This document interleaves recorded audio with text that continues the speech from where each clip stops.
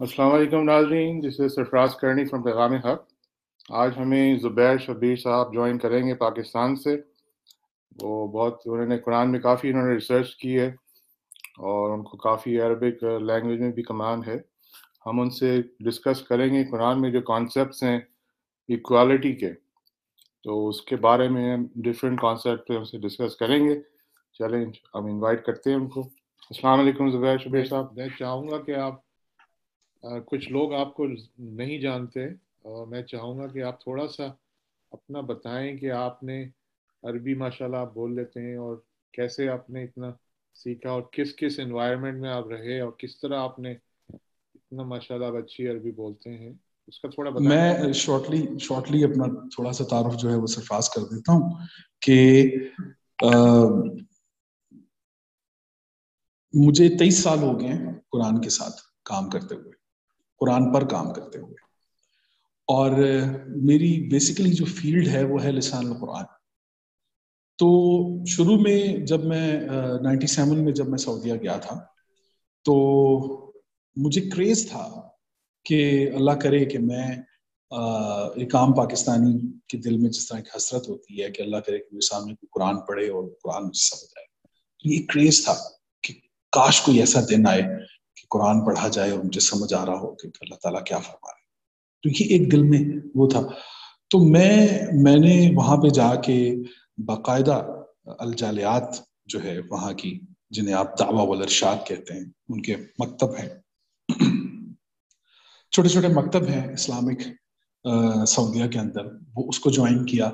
وہ الحمدللہ میری خوش قسمتی تھی، وہ بالکل ہماری جو شاپ تھی گارمنٹس کی اس کے ساتھ جو تھی وہ ان کا آفس تھا، وہاں پہ میں نے اس کو جوائن کیا۔ وہاں پہ میں نے قرآن پڑھنا شروع کیا، اور اس کے ساتھ ساتھ پھر میں نے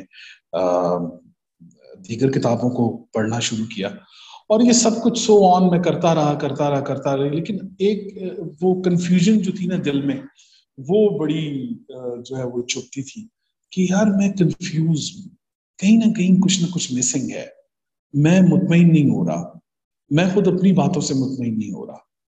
تو پھر میں نے سوچا کہ ایک انسان کو ایک جس طرح کہ امی ہمارے ہاں ان پڑھ کو کہا جاتا ہے، حالانکہ ایسا ہے نہیں، تو ایک ان پڑھ کو، امی کو پڑھا لکھا ہونے کے لیے 20 سال چاہیے مثال کے طور پہ۔ تو میں سمجھتا ہوں کہ ایک پڑھے لکھے کو امی ہونے کے لیے 40 سال درکار ہے، اور میرے لیے بڑا مشکل تھا اپنی پڑھائی کو اپنے دل سے نکالنا، اور اپنے عقل سے اور اپنی تمام تر چیزوں کو اپنے آپ کو خالی کرنا، تاکہ قرآن جو ہے وہ میرے سینے میں اتر سکے، میرے دل میں اتر سکے۔ میں نے فیصلہ کیا، اور پھر میں نے 4.5 سال جو ہیں وہ سعودیہ میں اپنے آنر کے ساتھ مل کے ہم لوگوں نے بکریاں لے لی تھی، اور پھر میں ایک ڈیزرٹ لائف کے اندر داخل ہوا، جہاں پہ میں نے ایک بدو لائف، ایک امی کی ایز اے امی میں نے ایک لائف گزاری ہے 4.5 سال، اور just for the sake of language, کہ میں لسان القرآن کے اوپر ورک کر سکوں، اور میں کسی بھی لفظ کے مقام پیدائش تک پہنچنے کی کوشش کروں کہ اللہ تعالیٰ جو ہے وہ مجھے اس قابل کر دے کہ میں کیونکہ جب اپنے معاشرے کی طرف دیکھتا تھا، اپنے وطن کی طرف دیکھتا تھا، تو ایک بڑی ہم وہ لوگ تھے کہ جو میں نے اپنے بہت سے بزرگوں کو قرآن کے اوپر انگلی پھیرتے ہوئے اور بسم اللہ کہتے ہوئے سنا ہے کہ وہ لوگ پڑھ نہیں سکتے تھے، لیکن وہ عقیدتاً جو ہے وہ قرآن کے حرفوں کے اوپر انگلی چلاتے ہوئے بسم اللہ پڑھتے تھے۔ تو میں کہتا تھا کہ یا اللہ، اگر اس عقیدت کو محبت کی نظر مل جائے، نگاہ مل جائے، تو یہ تو کمال ہو جائے گا۔ تو بس یہ ایک کوشش تھی جس پہ مجھے اللہ تعالیٰ نے، میں اللہ تعالیٰ کا بہت بہت شکر گزار ہوں کہ الحمدللہ مجھے وہ ماحول ملا۔ میں وہاں پہ میں نے عربک سیکھی، اور نہ کہ صرف عربی عامہ، عربی شعبی، بلکہ پھر عربی فصحی کے اوپر جب میں قرآن کے اوپر آیا، تو یہ بیسیکلی میرا پورا ورک ہے، میری پوری جو 23 سالہ زندگی ہے جو قرآن کے ساتھ گزر رہی ہے، اور انشاءاللہ باقی زندگی قرآن کے ساتھ گزر۔ ہاں، وہ کہتے ہیں نا when there's the will there's the way۔ آپ ماشاءاللہ ڈٹرمنٹ تھے، you have a will and then آپ اللہ تعالیٰ نے آپ کے راستے بنائے، آپ کو ماشاءاللہ hats off to you۔ آپ نے اتنا انوائرمنٹ میں رہے اس کو سمجھنے کے لیے، اور ماشاءاللہ آپ کی عربی میں کافی وہ ہے. میرے خیال میں پاکستان میں you are one of the people who have really achieved that kind of letter. I think it's very amazing. قرآن میں نا دو الفاظ ہیں اہم ترین. ایک ورڈ ہے قرآن کے اندر الوالدہ، جسے ہم والدہ کہتے ہیں، اور ایک ورڈ ہے قرآن کے اندر والدہ قرآن کہتا ہے وہ ماں جو بایولوجیکل ہوتی، جس کے جسم سے ایک بچہ پیدا ہوتا ہے. اور کا جب وہ ورڈ استعمال کرتا ہے تو وہ اس ماں کی بات کرتا ہے کہ جو اپنے بیٹے کو شعوری غذا فراہم کرتی ہے، جو آئیڈیالوجیکل غذا فراہم کرتی ہے، جو ایک بامقصد زندگی اپنے بیٹے کو دیتی ہے. وہ جو ہے، آپ دیکھیں قرآن کے اندر جب آپ آئیں گے نا تو آپ پہلا بلاسٹ دیکھیں گے تو وہ یہ ہے کہ موسیٰ کے اوپر آ کے قرآن جو ہے وہ اتنا کمال کر جاتا ہے کہ ایک ماں کو جب وہ مخاطب کرتا ہے نا، وہ کہتا ہے موسیٰ کی طرف ہم نے وحی کی. اور وحی کا ورڈ جب قرآن کے اندر آئے گا تو یہ ہے نا استعمال ہوتا ہے یہ ورڈ حی، حیات، یا جسے ہم اللہ حی القیوم کہتے ہیں. تو وحی کہتے ہیں، واو جب اس کا اضافی ورڈ اس کے ساتھ وہ حرف لگے گا تو وہ کہتے ہیں کسی چیز کا بڑھ جانا. واو جو ہوتا ہے وہ کسی چیز کو بڑھانے میں استعمال ہوتا ہے، اس کو انکریز کرنے میں استعمال ہوتا ہے. تو وحی کا ورڈ جب قرآن لاتا ہے تو وہ حیات بخشنے کی بات کرتا ہے. یہ چیز کتنی حیات بخش ہے. وہ جب یہ کہتا ہے کہ میں نے شہد کی مکھی کی طرف وحی کی ہے تو وہ کہتا ہے کہ وہ ایک حیات بخش طریقہ کار ہے جو میں نے شہد کی مکھی کو دیا. پھر وہ کہتا ہے کہ میں رسولوں کی طرف وحی کرتا ہوں کہ رسول ایک حیات بخش پروگرام دیتے ہیں انسانیت کے لیے. پھر وہ کہتا ہے کہ کی طرف موسیٰ کی جب وہ بات کرتا ہے تو وہ کہتا ہے ماں انسانی رشتوں میں، رسول تو ہے ہی رسول، نبی تو ہے ہی نبی، لیکن انسانی رشتوں میں اگر اس نے چوز کیا ہے نا تو وہ کو اس نے چوز کیا. اور کی طرف وہ کہتا ہے میں نے وحی کی. اور پھر اس نے یہ کیا کہ اپنی امت کو بچانے کے لیے اپنا بیٹا سمندر کے حوالے کر دیا. یہ وہ ہے آئیڈیالوجیکل کہ جس کے پاس ایک بہت بڑا نظریہ تھا کہ جسے قرآن کہتا ہے وَإِذْ أَوْحَيْنَا إِلَىٰ أُمِّ مُوسَىٰ، کہ اور جب ہم نے اوحینا الی ام موسیٰ، ہم نے وحی کی موسیٰ کی طرف، تو یہ ایک لمحے کی بات نہیں تھی یا یہ ان نون پرسنالٹیز کے درمیان کی بات نہیں ہے. وَإِذْ أَوْحَيْنَا، اذ کا ورڈ آپ کو بتا رہا ہے کہ اس میں کافی جو ہے وہ ملاقات ہے اس میں. جی اس میں لنک ہے ایک. تو وہ جب ان کو وحی کی گئی تو انہوں نے اپنا بیٹا جو ہے وہ سمندر میں ڈالا. اب آپ دیکھیں کہ یہاں سے قرآن جو ہے وہ کس درجے میں داخل ہو رہا ہے کہ وہ پیچھے جب آپ دیکھیں گے تو حضرت سلیمان کے زمانے میں آپ کو ایک خاتون کا ذکر ملے گا، اور اس سے پیچھے جب آپ جائیں گے تو کہیں بھی عورت کا کوئی ذکر آپ کو نہیں ملے گا. آدم سے لے کے سلیمان تک آپ کو کوئی عورت کا ذکر نہیں ملے گا. پہلی عورت ہے جسے ہم ملکہ بلقیس کہتے ہیں یا ملکہ سبا کہتے ہیں. اس کے بعد جو پہلی خاتون مرأہ کا ذکر کرتا ہے قرآن تو وہ یہاں پہ آتا ہے کہ وہ کہتا ہے ام موسیٰ، اور غالباً حضرت یوسف کے حوالے سے بھی تھوڑی سی بات کرتا ہے. لیکن آپ دیکھیں کہ حضرت موسیٰ کی دفعہ جب وہ کا ورڈ لایا ہے تو ایک ماں جو ہے، اب یہاں سے خواتین کی مینجمنٹ سٹارٹ ہوتی ہے. ایک ماں اپنے بیٹے کو سمندر کے حوالے کرتی ہے، اور اس کے بعد ہو کیا رہا ہے دیکھیں قرآن کے اندر نا بڑی خوبصورت آیت ہے کہ خواتین کی مینجمنٹ اور عورتوں کی مینجمنٹ میں ہوتا کیا ہے، قومیں کیسے تعمیر ہوتی ہیں اور ایک جو ہوتی ہے وہ آئیڈیالوجی کو کیسے ایک ماں جو ہے وہ متحمل ہوتی ہے اس آئیڈیالوجی کی. وہ تو ایک ماں تھی جنہوں نے اسے سمندر کے حوالے کیا. اب جو پیچھے جا رہی ہے نا، حضرت موسیٰ کا ایک بھائی ہیں جن کا ہارون ذکر آپ نے سنا ہوگا. حضرت ہارون کے ہوتے ہوئے حضرت موسیٰ کے پیچھے حضرت ہارون نہیں جا رہے، بلکہ حضرت ہارون کی بہن جا رہی ہے، حضرت موسیٰ کی بہن جا رہی ہے ان کے پیچھے. یہ بہت بڑا ایک اینگل ہے قرآن کا کہ بھائی جب بھی سمندروں میں ہو نا، کسی بھی مشکل میں، مصیبت کے سمندر میں، کسی بھی جگہ، تو بہنیں آپ کو کناروں پہ ملیں گی. وہ ہمیشہ اپنے بھائیوں کے لیے. یہ قرآن کا انداز ہے اور اتنا خوبصورت ہے کہ میں جھوم اٹھتا ہے انسان اس کے اوپر. یہ غالباً سورہ طٰہٰ ہے، آیت نمبر 40 ہے. اذا تمشي اختك فتقول هل ادلكم على من يكفله، کہ اس کی بہن جو ہے وہ چل رہی تھی ساتھ ساتھ اور ان کو کہہ رہی تھی کہ کیا میں آپ لوگوں کو نہ بتاؤں کہ کون اس کی کفالت کرے گا، آپ لوگوں کو وہاں نہ لے جاؤں کہ جہاں اس کی کفالت کی جائے گی. اور یہ بھی دیکھیں کہ قرآن میں اللہ تعالیٰ فرما رہے ہیں کہ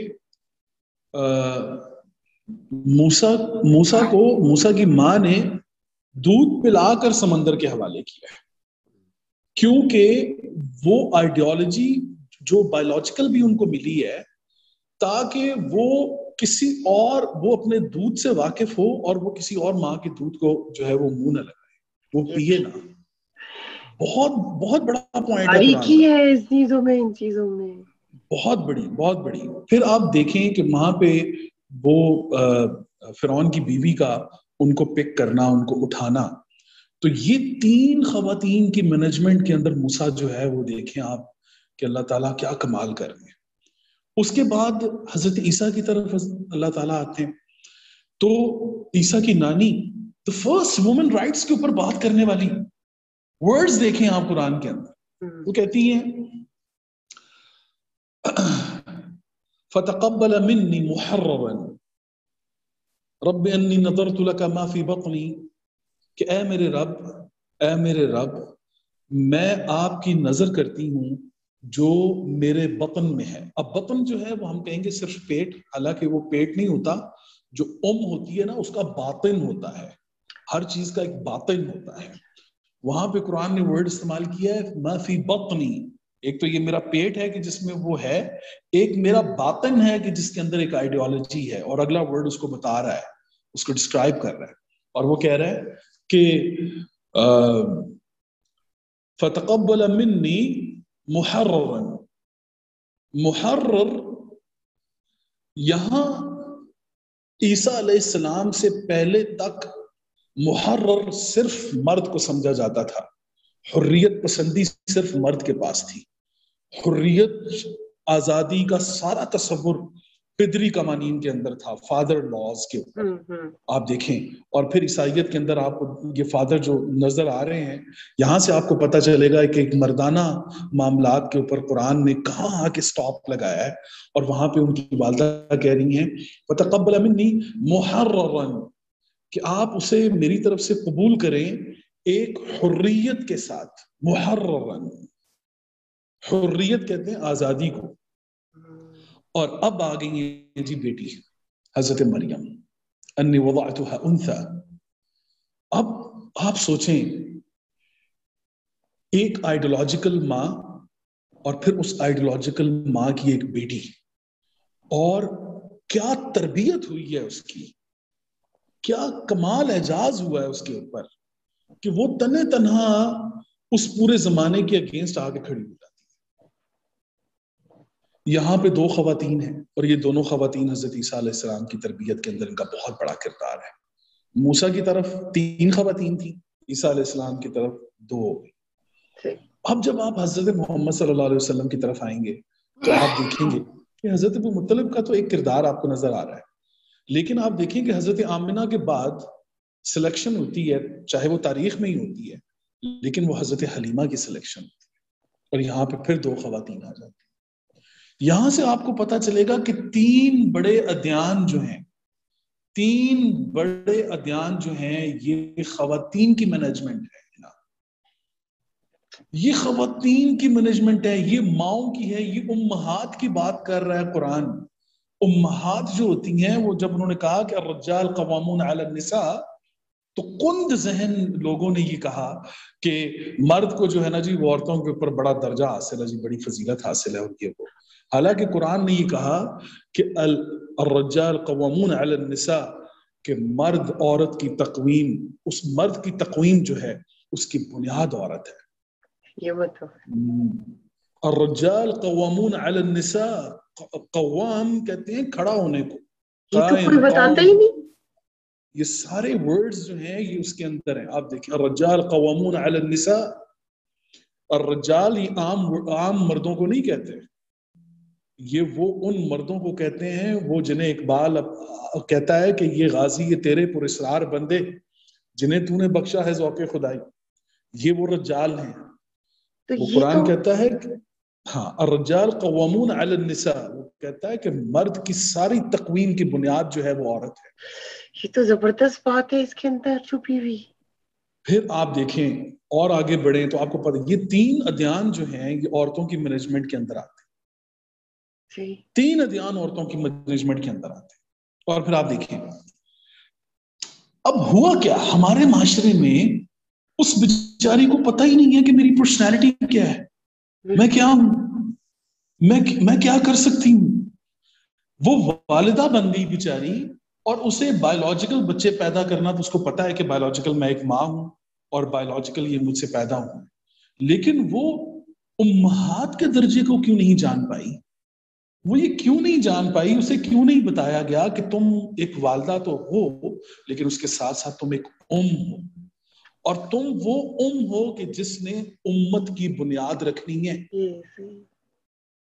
3 امتیں ہیں، حضرت موسیٰ کی امت کو دیکھ لیں، حضرت عیسیٰ کی امت کو دیکھ لیں، نبی صلی اللہ علیہ وسلم کی تلک امت قد خلت، وہ کہتے ہیں اس سے پہلے بھی امتیں گزر چکی ہیں. اور جو ہے وہ آپ دیکھیں گے کتنا اہم ترین ورڈ ہے، لیکن ہم لوگوں کو اس کا پتہ نہیں. So it's basically کا جو ورڈ ہے وہ بیسکلی آئیڈیالوجی ہے ایک طرح کی، کہہ سکتے ہیں. ایگزیکٹلی جب ہم والد کو دیکھیں گے، والد اور اب کو جب ہم دیکھیں گے تو یہ ورڈ بھی دونوں بہت مختلف ہیں سرفراز. جب ہم دیکھیں گے نا کہ والد قرآن جو ہے وہ ہے کہ جو بایولوجیکل جسم سے بچہ جو ہے وہ پیدا ہوا ہے، لیکن باپ کا اگر اس کے ساتھ آئیڈیالوجیکل رشتہ ہے اور بہت گہرا ہے تو وہاں پہ قرآن ورڈ چینج کر دیتا ہے آبا. جب وہ یہ کہتے ہیں کفار کے حوالے سے تو وہ کہتا ہے کہ وجدنا آباءنا، تو ہم نے اپنے آبا کو پایا. تو وہ سارے ان کے بایولوجیکل باپ نہیں تھے، وہ ان کے آئیڈیالوجیکل جو تھے جن کی وہ فالوئنگ کرتے تھے ان کو وہ اب کا ورڈ دیتا ہے. تو یہ والد اور اب کے درمیان بھی بنیادی فرق ہے. That's a very good point. I think people don't know. تو وہ اباکم جو کہتے ہیں تو وہ بھی یہی ہے کیا؟ جی جی جی اباکم کے اندر آپ کو آئیڈیالوجی ملے گی. دیکھیں وجدنا آبانا کا ورڈ جو ہے نا بہت اہم ہے. جب حضرت ابراہیم اور حضرت اسماعیل کی ملاقات ہوئی، وہ جو ایک واقعہ ہمارے ہاں وہ جو ایک قصہ سنایا جاتا ہے، لیکن وہ جو قرآن کا اعجاز ہے نا وہ اتنا خوبصورت ہے. اور سرفراز میں یہ چاہوں گا کہ سرفراز جو ہیں وہ اس چیز کو دیکھیں کہ وہاں پہ جو کنورسیشن ہے باپ بیٹے کی، تو وہ کہتے ہیں کہ ولم بسم اللہ الرحمن الرحیم ولما بلغ معه السعي قال يا بني اني ارى في منامي اني اذبحك، کہ میں نے خواب میں دیکھا ہے نیند میں کہ میں تمہیں ذبح کر رہا ہوں. تو فانظر ماذا ترى قال يا ابتي، اب آ گیا یہاں پہ. تو اسماعیل نے جواب دیا کہ اے میرے ابا، جنہیں ہم ابو کہتے ہیں. تو وہ اب کا ورڈ بتا رہا ہے کہ آئیڈیالوجیکل پوائنٹ آف ویوز کے اوپر ابراہیم اور اسماعیل کس پوائنٹ کے اوپر سٹینڈ کر رہے تھے. Right. تو یہاں پہ جب اب کا ورڈ آئے گا تو آپ کو پتا چلے گا، اور والد کا جب ورڈ آئے گا تو آپ کو پتا چلے گا کہ بایولوجیکل. اینی ہو یہ ایک شیڈ ہے جس کے اوپر میں بات کر رہا ہوں. ممکن ہے کسی ایسی جگہ پہ یہ بات ویسی نہ ہو، کیونکہ قرآن کے حوالے سے حرف آخر جو ہے وہ دنیا کا آخری انسان ہی بول سکتا ہے، ہم جیسے لوگ نہیں بول سکتے. تو وہ قرآن جو ہے اس کا میری یا کوئی بھی کسی بھی انسان کی بات جو ہے وہ حرف آخر نہیں ہے. اینی ہو ہم آتے ہیں اپنے پوائنٹ کی طرف. اچھا، آج کی ہماری بیٹیوں کے ساتھ کیا ہو رہا ہے اس کی نشاندہی آپ دیکھیں. سورہ الاعراف آیت نمبر 141 کے اندر اللہ تعالیٰ فرماتے ہیں وَإِذْ أَنْجَيْنَاكُمْ مِنْ آلِ فِرْعَوْنَ، यसुमूनकुम सुअल अज़ाब युक़ातिलून अब्नाअकुम व यस्तहयून निसाअकुम। अब औलाद और अबना, फिर वही वर्ड आगे दोनों। औलाद तो वो हैं जो बायोलॉजिकल हैं, अबना जो है वो आइडियोलॉजिकल हैं। जिस तरह कि इब्राहीम ने अपने बेटे इस्माइल को पुकारा तो कहा या बुनैया अन्नी अरा फी मनामी, तो वो बुन है, उनकी एक बुनियाद है जो एक बाप अपने बेटे के अंदर रखता है। तो यहाँ भी वो वर्ड आया युक़ातिलून अब्नाअकुम व यस्तहयून निसाअकुम। यहाँ पे आम तर्जुमा किया जाता है ना, और ये देखिएगा कितना बड़ा जुल्म हुआ है कि वो फिरौन करता ये था जी कि वो बच्चों को कत्ल कर देता था और माओ को छोड़ देता था, माओ को छोड़ देता था और बच्चों को कत्ल कर देता। यहाँ पे यस्तहयून निसा, जो लोग अरब हैं या अरबी को जानते हैं, मुस्तही कहते हैं शर्मिंदा को। अरबी में इस्तहयत कि मुझे शर्म आ गई, मुस्तही वो जो शर्मिंदा हो। तो वो अक्सर अरब जो हैं जब आपस में बात करते हैं तो कहते हैं कि मुस्तही, बात करो कि तुम शर्मिंदा हो। तो वो यहाँ पे कुरान देखिए कि यस्तहयून निसाअकुम, कि दुनिया का सबसे बड़ा जुल्म फिरौन करता था। और अपने माशरे पर भी नजर दौड़ा लीजिएगा, माजरत के साथ अगर मेरे ये अल्फाज आपको बुरे लगे, कि औरत को खुद औरत की जात के अंदर शर्मिंदा कर देना। औरत को, अब हमारे यहाँ हो क्या रहा है आप देखें, ये 40 मर्दों को जी जहन्नुम में लेके जाएगी, इसकी अकल जो है ना जी वो टखनों में है, ये नाक़िसुल अकल है, ये वो तमाम तर जितने भी वो सोच या जितनी भी जो चीजें वो तकरीम, वो इज्जत की जो अल्लाह कुरान में औरत को देता है उस तरफ कोई नहीं आएगा। यहाँ पे आप देखिए कि यस्तहयून निसाअकुम, कि वो फिरौन की सबसे बड़ी वारदात। कुरान की तरफ हम आते हैं, यस्तहयून निसाअकुम, कि औरत को खुद औरत की जात में इतना शर्मिंदा कर दो कि वो खुद उसकी जात बाइस शर्मिंदगी बन जाए। सही बात।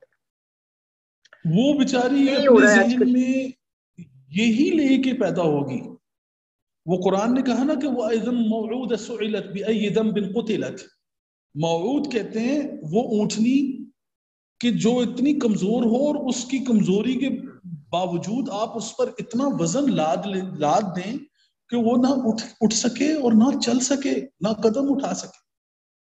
तो कुरान ने उस वर्ड को उस बच्ची के साथ लगाया है कि वह एकदम मौऊद सुइलत बिअय्यि दम्बिन कुतिलत। और ये मकाम आप देखें कि कुरान जब दरबार मोहम्मद सल्लल्लाहु अलैहि वसल्लम पे पहुंचता है तो कितना कमाल हो जाता है कि जब वो बनी इसराइल की बात कर रहा था तो वो कहता है कि नाक के बदले नाक, कान के बदले कान, औरत के बदले औरत। लेकिन जब दरबार मोहम्मद सल्लल्लाहु अलैहि वसल्लम पर कुरान, मतलब किरदार मोहम्मद सल्लल्लाहु अलैहि वसल्लम पर जब कुरान पहुंचता है तो वो ये कहता है कि वो एकदम मौऊद सुइलत, अब वो औरत इस काबिल हो चुकी है कि वो आपसे पूछेगी मुझे मारा क्यों है भाई। अब वो नहीं होगा कि जो आप इससे पहले करते आ रहे हैं, अब ऐसा नहीं होगा। मोहम्मद सल्लल्लाहु अलैहि वसल्लम की खत्म नबूवत ये है कि औरत को मर्द के बराबर उसको इज्जत, तकरीम, ताजीम दी जाए। ये है नबी सल्लल्लाहु अलैहि वसल्लम की खातमियत। सही बात। ये देखिए वो कुरान ने जब ये कहा कि फिरौन करता क्या था, युक़ातिलून अब्नाअकुम व यस्तहयून निसाअकुम, कि तुम्हारे बच्चों का कत्ल इतना ही काफी है कि एक शर्मिंदा माँ एक शर्मिंदा औलाद पैदा करेगी, एक गुलाम माँ एक गुलाम औलाद पैदा करेगी।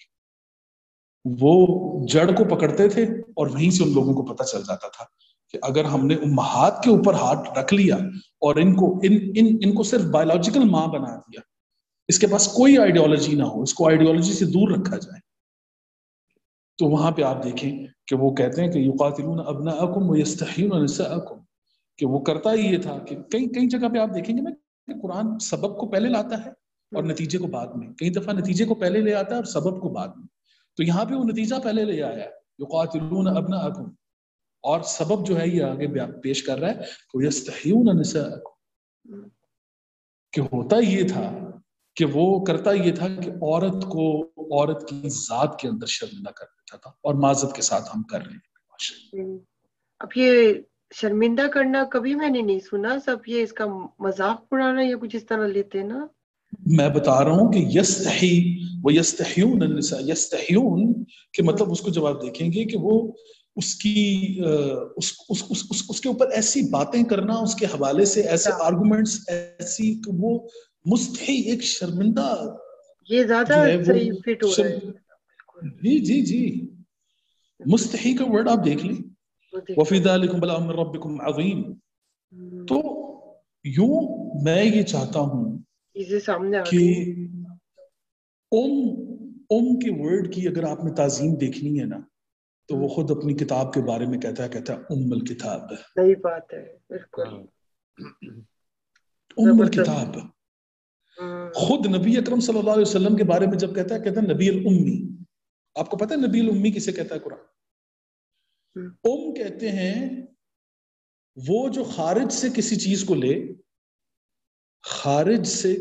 کو لے اپنی ذات میں پیوست کرے، تربیت کرے، پرورش کرے اور پھر خارج کے حوالے کرے، یہ ہوتا ہے اچھا، کتنی بڑی بات ہے، یہ بڑی بات ہے، ویری امپورٹنٹ آئی تھنک. نبی الامی کی جب آپ بات کریں گے تو نبی اکرم صلی اللہ علیہ وسلم تو عام طور پہ تو یہ کہا جاتا ہے جی ان پڑھ، تو میں تو خیر یہ شایان شان نہیں ہے نبی اکرم صلی اللہ علیہ وسلم کے یہ لفظ آپ صلی اللہ علیہ وسلم کے شایان شان نہیں. لیکن جب آپ دیکھیں گے کہ قرآن جو ہے وہ نبی الامی کی بات کرتا ہے اور امیین کی بات کرتا ہے کہ ہم نے امیین کی طرف جو ہے وہ نبی الامی کو بھیجا ہے، تو یہ وہ لوگ ہیں کہ جن کو دینا آتا ہے، جنہیں سرو کرنا آتا ہے. آپ پہلے سابقہ مذاہب کی طرف جب نظر دوڑائیں گے تو حالت تو یہ تھی کہ خدا سے مانگنا سیکھ لیا ہے، لیکن جب قرآن پھر جب نبی صلی اللہ علیہ وسلم کے دربار محمد، کردار محمد کی میں بات کروں گا کہ وہاں پہنچتا ہے تو وہ کہتا ہے یسألونک ماذا ینفقون. وہ انسان جو کل تک مانگتا رہتا تھا اب نبی صلی اللہ علیہ وسلم کے بعد اس قابل ہو گیا کہ وہ پوچھتا ہے کہ آپ یسألونک، آپ سے پوچھتے ہیں ماذا ینفقون، اللہ کی راہ میں کیا خرچ کریں. دینے کے قابل ہو گیا ہے یہ. سوچیں آپ انسان کی تعظیم اور اس کے وقار کو، اس کی تکریم کو. بڑی اچھی آپ نے، ہاں وہ جو آپ بات کر رہے ہیں مینجمنٹ کی اور سارا جو اللہ تعالیٰ نے جو عورت کو جو ان کا کیلبر ہے ان کا اور جو ان کو مقام ہے، جو قرآن سے آپ نے جو ریسرچ کی ہے اس سے تو لگتا ہے کہ وہ اتنا بڑا عورت کا درجہ ہے، اور بہت بڑا، ساری مینجمنٹ اور ساری اس میں جتنے بھی کیریکٹر بلڈنگ اور ان کی تربیت، جتنے بھی آدمیوں کی تربیت ہوئی ہے، بچوں کی ہے جو بھی، ان میں عورت کا تو بہت بڑا درجہ ہے، اس میں بہت بڑا کردار ہے، بہت بڑا کردار ہے.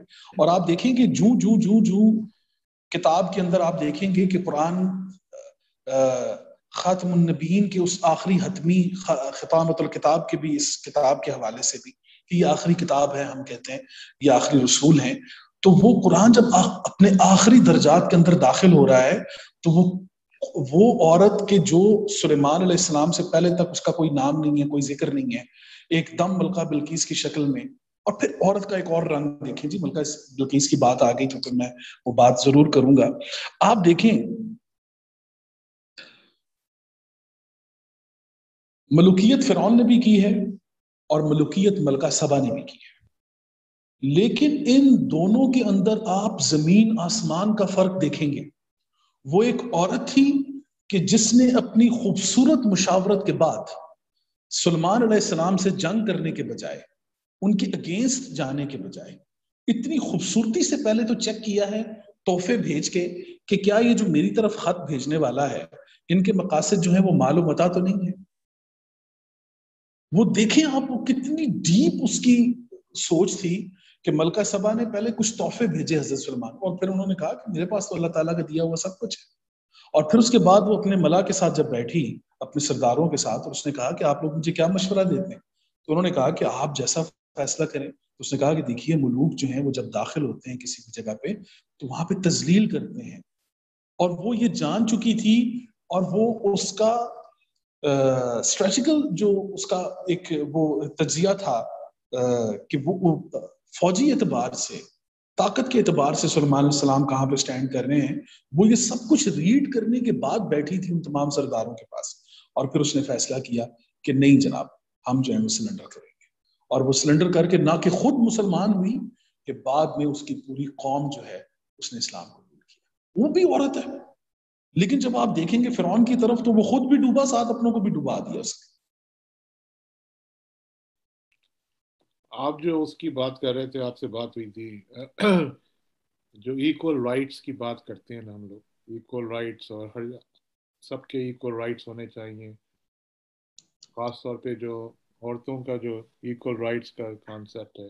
اب آپ ویسٹ کو دیکھ لیں، جیسے ویسٹ میں آپ دیکھتے ہیں تو یہاں پر کافی ان کو درجہ دیا جاتا ہے، ہر چیز میں وہ برابر کی شریک ہیں ایز کمپیئر ٹو آپ دیکھیں اگر ساؤتھ ایشیا میں یا مڈل ایسٹ کنٹریز میں، وہاں پر ان کا اتنا زیادہ وہ نہیں، ان کو اتنی رسپیکٹ نہیں ہے، اور ان کا جو درجہ ہے ایکوالٹی کا وہ نہیں ہے. آپ کیا سمجھتے ہیں اس کی کیا وجہ ہے؟ اس کو عورتوں کو اتنا سپریس کیوں رکھا گیا ہے؟ کیا آپ سمجھتے ہیں اس میں کچھ روایتیں جو چلی آ رہی ہیں اس کو انہوں نے اوپر کر دیا ہے، اور قرآن کو صحیح طرح انہوں نے اسٹڈی نہیں کیا، جیسے آپ بتا رہے ہیں کہ عورت کا کتنا بڑا مقام ہے؟ میں یہ سمجھتا ہوں کہ جسٹ ایک حدیث، کچھ لوگوں کو یہ اعتراض ہوتا ہے نا کہ قرآن کی بات کرنے والے حدیث کی بات نہیں کرتے.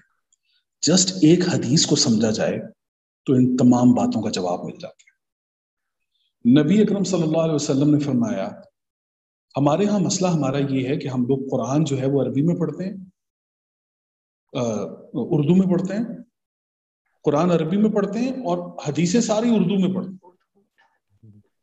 قرآن عربی میں، حدیثیں ساری اردو میں.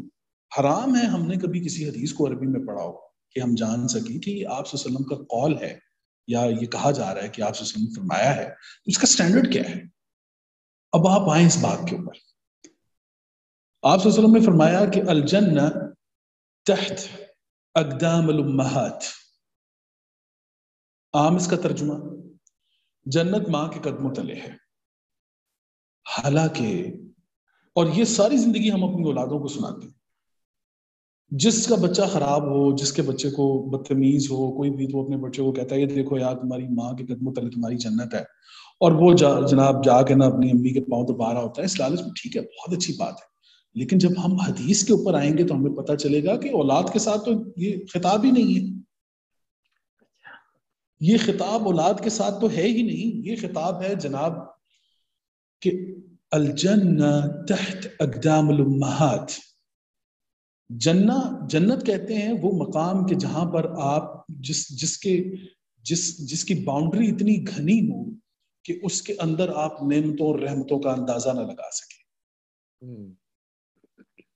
جنہ اس باؤنڈری کو کہتے ہیں کہ جس کے اندر رحمتوں اور نعمتوں کا اندازہ نہ لگایا جا سکے.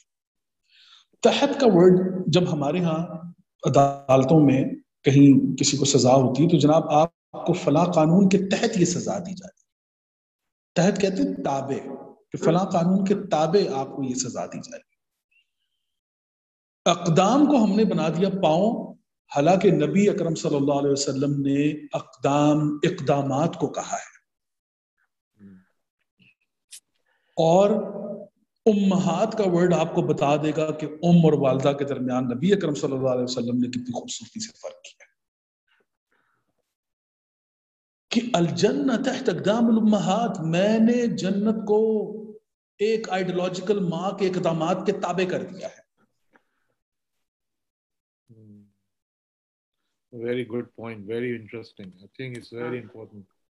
اقدام ہے، مطلب اقدامات ہیں، اقدامات ہیں.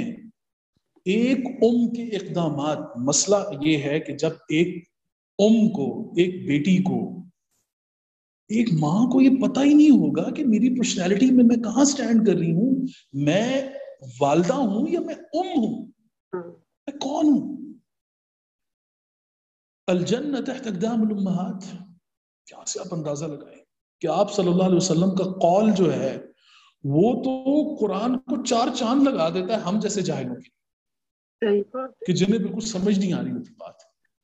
اکثر کہا جاتا ہے جی کہ وہ آپ لوگ جو ہے قرآن کرتے رہتے ہیں، حدیث نہیں پڑھتے. پڑھتے ہیں لیکن ہم حدیث بھی عربی میں پڑھتے ہیں تاکہ ہم جان سکیں کہ آپ صلی اللہ علیہ وسلم کا مقام اور آپ صلی اللہ علیہ وسلم کا جو انداز ہے وہ کتنا خوبصورت ہے. صحیح. میں تو ابھی تک اسی پہ غور کرے جا رہی ہوں. وہ آپ یہ بتائیں جو زبیر بھائی، قوامون. ہاں جی یہ زبیر بھائی یہ بتائیں کہ لوگ جو فار ایگزامپل جو عربز ہیں، جو عربی میں حدیثیں پڑھتے ہیں، آپ کے خیال میں وہ سمجھتے ہیں کہ مطلب کیا ہے اس کا صحیح، یا وہ بھی نہیں سمجھتے؟ جناب عربوں کی تو آپ بات ہی نہ کریں کہ عربوں کا حال تو یہ ہے کہ جس طرح ہم اردو بولنے والوں کو اقبال سمجھ نہیں آیا، اس طرح ان عربی بولنے والوں کو قرآن سمجھ نہیں آیا. صحیح. عربی کا یہ عالم ہے، میں آپ دونوں کو بتاؤں کہ میرے دو دوست تھے، ایک شراری قبیلے سے اس کا تعلق تھا اور دوسرا جو تھا وہ رویلی قبیلے سے اس کا تعلق تھا، اور دونوں جو ہے وہ ٹریفک پولیس میں تھے. تو ایک دفعہ وہ دونوں ہمارے ہاں ارر جو ہے وہ ایک چیک پوسٹ تھی، تو وہاں سے بسیں آتی تھیں، تو ان بسوں میں ایک رشین بس جو تھی نا وہ آ گئی، رشین. تو وہ دونوں جو تھے وہ وہاں پہ کھڑے ہوئے تھے روڈ کے اوپر، اور وہ بس جو جب رکی تو اس بس میں سے ایک رشین جو تھا وہ اترا، اور وہ بارش تھا ماشاءاللہ، اور وہ اترتے ہی اس نے کہا کہ السلام علیکم ورحمۃ اللہ یا ایھا العرب. اب وہ دونوں جو تھے نا وہ ایک دوسرے کے منہ کی طرف دیکھنی شروع ہو گئی کہ اب یہ تو عربی فصحا میں بات کر رہا ہے بھائی، اب کون جائے گا اس سے بات کرنے. تو خیر اس نے کہا وعلیکم السلام ورحمۃ اللہ وبرکاتہ. تو وہ تھوڑا نزدیک آیا اور اس نے کہا یا اخ الکریم الى اين الطريق ليهديني لمكة المكرمة. اب یہ ہے عربی فصحا. اس نے کہا کہ وہ کون سا راستہ ہے کہ جو مجھے مکہ کی طرف لے جائے گا. اب اس کے آگے کھڑے ہوئے تھے ہم جیسے اردو بولنے والے، وہ جو عربی تھے کہ ان بیچاروں کو دونوں کو یہ نہیں پتا تھا کہ اب یہ عربی فصحا میں ہم سے بات کر رہے ہیں، وہ بھی دونوں عرب. میں نے قبائل کا بھی نام آپ کو بتا دیا کہ ایک شراری قبیلے سے تھا اور دوسرا جو تھا وہ رویلی قبیلے سے تھا. تو وہ جو رویلی قبیلے سے تھا وہ اس نے کہا کہ شراری کو کہ تم بات کرو. تو وہ آگے گیا تو کہتا ہے کہ ادک مکہ. اب ادک کا ورڈ عربی زبان کے اندر ہے ہی نہیں ہے، لغت کے اندر ورڈ ہی نہیں ہے، لیکن وہ اس نے بولا ہے. وہ کہتا ہے ادک مکہ، کہ تجھے مکہ چاہیے. کہتا ہے دوہج علی الطریق هذا. اب دوہج کا ورڈ بھی نہیں ہے. کہتا ہے دوہج علی الطریق هذا، اس روڈ سے تم جاؤ گے نا تم کت علی اليسار تلقى قدامك مکہ. کت کا ورڈ بھی نہیں ہے عربی کے اندر. تو اس نے کہا کہ اب وہ اپنی بہترین زبان بول رہا تھا کیونکہ وہ ان کی ٹریڈیشنل زبان ہے شمال کی، شمالی ایریے کی جہاں پہ ہم لوگ رہے ہیں. تو وہاں پہ قبائل کی اپنی اپنی زبان ہے. تو وہ اس نے بولا، تو آگے سے جو اس نے جواب دیا نا جی یہ ہے سننے والا. وہ جو رشین تھا نا اس نے کہا هل انتم عرب وما تتكلمون اللغة العربية. تم عرب اور تمہیں لغہ عربیہ نہیں آتی. اس نے کہا یہ کون سی زبان میں تم مجھ سے بات کر رہے ہو، تم عرب اور تمہیں عربی نہیں آتی. حال تو یہ ہے. میں نے اپنی لائف میں جو سٹارٹنگ میری عربی سیکھنے کی تھی تو میں نے جب 4 سال لگائے، اور 4 سال لگانے کے بعد مجھے پتا چلا کہ عربی جو ہے وہ تو 3 اقسام ہیں اس کی. ایک ہے عربی عامہ، ایک ہے عربی شعبی، اور ایک ہے عربی فصحا. عربی فصحا جو ہے یہ قرآن کی لینگویج ہے. عربی عامہ جو ہے یہ وہ ہے کہ جو تمام عرب بولتے ہیں، اور عربی شعبی وہ ہے جو کسی ایک خاص علاقے کی زبان. تو ان تینوں زبانوں میں زمین آسمان کا فرق ہے، زمین آسمان کا فرق ہے. تو جہاں تک آپ حدیث کی بات کر رہے تھے سرفراز، تو وہ کہتے ہیں نا کہ کیا خوب کہا شاعر نے کہ کثرت تعبیر نے خواب کو شرمندہ کیا، کہ اتنی اس کی تعبیریں کر دیں آپ خواب کی کہ خواب خود شرمندہ ہو جائے. اچھا آپ نے ایک بات کی تھی، آپ سے بات ہو رہی تھی، آپ نے مدینے کی بات کر رہے تھے ہم لوگ کہ جیسے مدینے کا جو کانسیپٹ ہے، آپ نے اس سے جب ہم بات کر رہے تھے تو آپ نے ناظرین کو بتائیں گے اس کے بارے میں آپ کیا سمجھتے ہیں جو مدینہ حضور گیا نظرت مدینے میں، اور پھر بیسک کیا ان کا آئیڈیالوجی تھی کہ وہاں پر کیوں جانا پڑا، اور پھر وہاں پر انہوں نے کیا کیا شو کیا پورے اپنے لوگوں کو کہ بھائی وہاں پر ہم لوگ اس طرح رہیں گے، ہم لوگوں کو یہ چیزیں سب کے لیے مہیا ہوں گی، تو آپ کیا سمجھتے ہیں اس کو ایز کمپیئر ٹو ابھی جیسے ہم دیکھتے ہیں ویسٹ میں لوگ رہ رہے ہیں اور کچھ لوگ رہ رہے ہیں مڈل ایسٹ میں ہیں، ساؤتھ ایشیا میں، ہم دیکھتے ہیں کہ وہاں پر لوگ ابھی بھی سپریس ہیں، ان کو اتنے رائٹس اویلیبل نہیں ہیں. تو آپ کیسے کمپیئر کرتے ہیں مدینہ کو اور ویسٹ کو؟ اور تھوڑا سا آپ روشنی ڈالیں حضرت نے جو وہاں جی ہجرت کی تھی اس کے بارے میں. یہ بڑا خوبصورت سوال ہے اور بہت اہم سوال ہے. قرآن میں آپ دیکھیں قرآن کا جو اسلوب ہے وہ اس میں سب سے اہم چیز جو ہے وہ ایک معنی کے لیے اس نے کہیں بھی دو الفاظ استعمال نہیں کیے. وہ جہاں پہ کسی بھی ورڈ کے اندر زیر زبر کا فرق لاتا ہے نا وہ اس کے متعین معنی کرتا ہے. وہ ایسے نہیں کرتا کہ وہ زو معنی الفاظ دیتا چلا جائے. کمزور ترین زبانوں کی سب سے بڑا مسئلہ جو ہوتا ہے کمزور ترین زبانوں کا وہ یہ ہوتا ہے کہ ان کے ہاں ہر چیز زو معنی ہوتی ہے. ہمارے ہاں بیوی، بیگم، زوجہ اور یہ سب زو معنی الفاظ ہیں. لیکن قرآن کے اندر جب آپ آئیں گے تو ہر لفظ جب بیویوں کے حوالے سے زوجہ، امرأہ، صاحبہ، تو ہر چیز مختلف ہے.